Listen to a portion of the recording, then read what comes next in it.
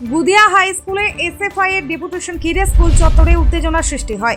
রাজ্য সরকারের ট্যাবের টাকা নিয়ে দুর্নীতির অভিযোগ ঘিরে উত্তপ্ত হয়ে উঠল গুদিয়া হাই স্কুল চত্বর।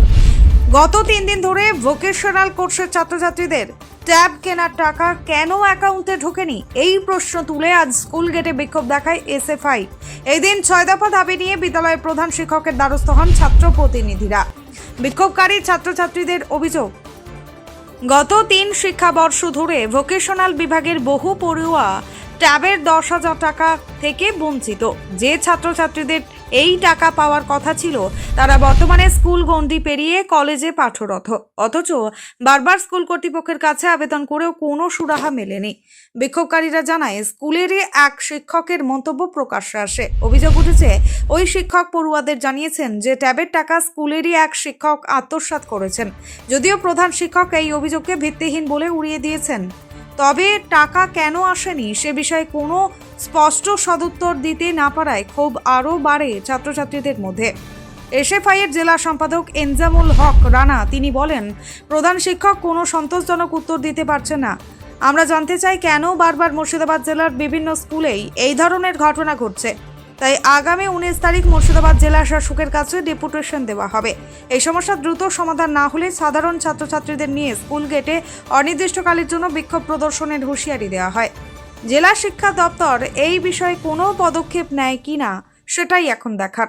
Bureau report, S news live Bangla. যে লালবাগ বুধিয়া হাই স্কুল আপনারা দেখছেন, এই স্কুলে বিগত 3 বছর ধরে ভোকেশনালের যে ট্যাব কিনতে যে টাকা দেয়, সরকার যে টাকা দেয়, সেই টাকা গত 3 বছর ধরে বন্ধ। সেই ছেলেগুলো 11-12 পাস করে আজকে কলেজের ফার্স্ট সেম, কেউ কেউ সেকেন্ড সেমে ভর্তি হয়ে গেছে। তারা রানিং কলেজের স্টুডেন্ট, অথচ ট্যাব কেনার টাকা পেল। আমরা এসেছিলাম স্যারদের সঙ্গে কথা বলে, ডেপুটেশনটা আমরা দিয়েছি স্যার, এবং স্যারকে প্রেসার দিয়েই আমরা বলেছি যে আপনাকে এই টাকা ব্যবস্থা করে দিতে হবে। কি করে দেবেন, কি করে পারবেন, বিভিন্ন রকম কথা শোনা যাচ্ছে। ছাত্ররা আমাদেরকে বলছে যে দাদা এই টাকা কেউ মেরে দিয়েছে। আমরা তখন স্যারকে গিয়ে বলছি, আপনারা আপনাদের স্যারদের মহল থেকে একটা কেউ একজন এই ধরনের কথা বলেছে যে আমাদের টাকা নাকি কেউ খেয়ে নিয়েছে। আমরা স্যারকে সেটা প্রশ্ন করেছিলাম, জানতে চেয়েছি। স্যার বললেন এই বিষয়ে আমরা কোনো কিছু বলিনি, অথচ ছাত্ররা বলছে না বলেছি। স্যার নির্বাক হয়ে বসে আছেন আমাদের সামনে। আমরা বলেছি স্যারকে যে এর উত্তর আপনাকে দিতে হবে, এবং টাকা যদি আপনারা টাকাটা না দেন, আমরা এর তত্ত্বাবধান যারা আমাদের সঙ্গে আছেন, যারা আমাদের এসএফআই এর এখানকার যারা নেতৃত্ব আছেন, তাদের সঙ্গে আমরা প্রতিনিয়ত যোগাযোগ রাখছি। এবং এইটাকে নিয়ে যদি পরবর্তীতে টাকা না পাই, আজকে দেখছেন যে ছেলেগুলো এই যে যা দেখছেন এগুলো, এই ডবল ছেলে নিয়ে এই বুধিয়া স্কুলের গেটে বসে আমরা বিক্ষোভ আন্দোলন করি।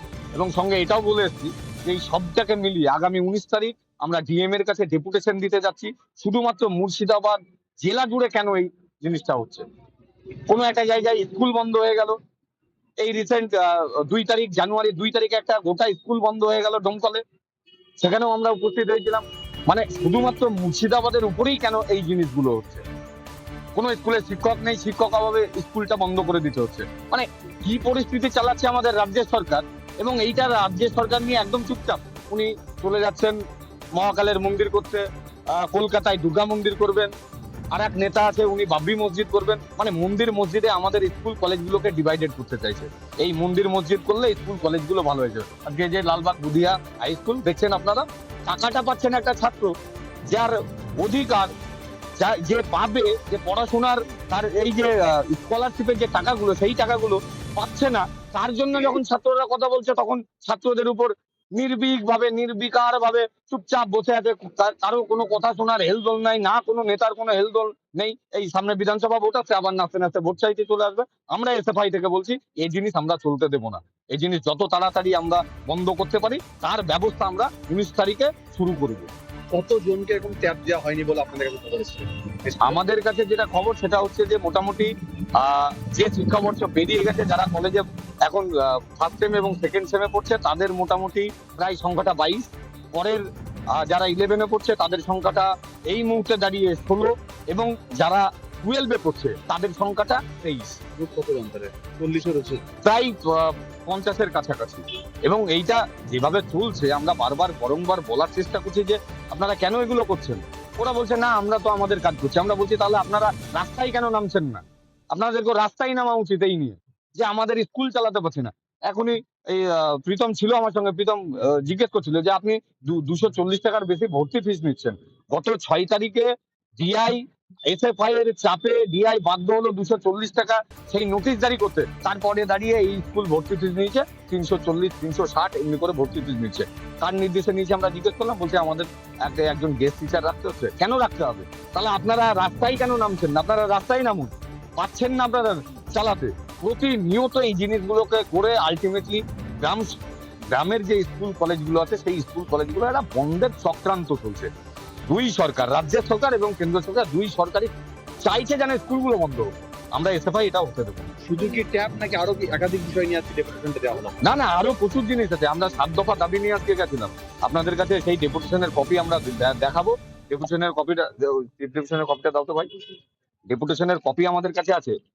এই যে স্কুলের সাইকেল গ্যারেজের ওখানে আমরা বলছি যে সিসিটিভিটা দেওয়ার কথা, তার কারণ এখান থেকে সাইকেল কখন আসছে কখন হারিয়ে যাচ্ছে কেউ বলতে পারবে না। ওই জন্য আমরা বলেছি সরকারি নিয়ম করে এই স্কুলের স্যাররাও ঠিকঠাক আসে না টাইম মতো, তারও একটা নির্দিষ্ট কারণ। ক্লাসগুলো ঠিকঠাক শুরু হয় না, তারও একটা নির্দিষ্ট কারণে আমরা 6 দফা দাবি নিয়ে আমরা স্যারের কাছে গেছিলাম। স্যার আমাদের সবটাই রাজি হয়েছেন এবং পরের দিন থেকে নেক্সট দিন থেকে এটা আশ্বাস দিলেন আমাদেরকে যে আমরা এটা পালন করার চেষ্টা করবো এবং যত দ্রুত সম্ভব ট্যাবের টাকাটা আমরা চেষ্টা করছি দেওয়ার। এটা বললেন। আমরা খোঁজ নেবো আবার পরে, যদি হলো ভালো কথা, যদি না হয় এই স্কুলের গেটে আমরা বসে অবস্থান বিক্ষোভ শুরু করবো। ইনজামুল হক রানা, এসএফআই জেলার সম্পাদক।